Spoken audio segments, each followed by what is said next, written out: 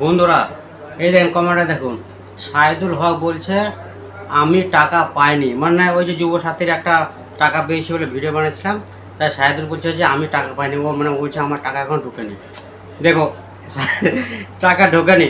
আরে তুমি কি হয়েছে সাইদুল, আমাদের কান্দি থানার একজন সিভিক কনস্টেবলের চাকরি করে, তারপরেও বলছে যুব সাথীর নাকি পয়সা ঢোকেনি। তুমি চাকরি করো, যুবসাথী তো একজন বেকার ছেলেদের যারা পড়াশোনা করে বেকার ঘুরে বেড়াচ্ছে তাদের জন্যে। তুমি একটা চাকরি করছো সিভিক কনস্টেবল আমাদের কান্দি থানার, আমাদের গর্ব সেটা, আমাদের গর্ব যে তুমি আমাদের কান্দি থানার সিভিক কনস্টেবল। আমরা গর্ব করি তোমাকে নিয়ে।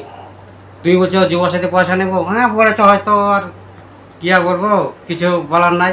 তো ঢুকবে, চেষ্টা করো, আবার নতুন করে জমা দাও, ঢুকবে। চাকরি করছো, এ পয়সাও ঢুকবে আর যুবসাথীর পয়সাও ঢুকবে।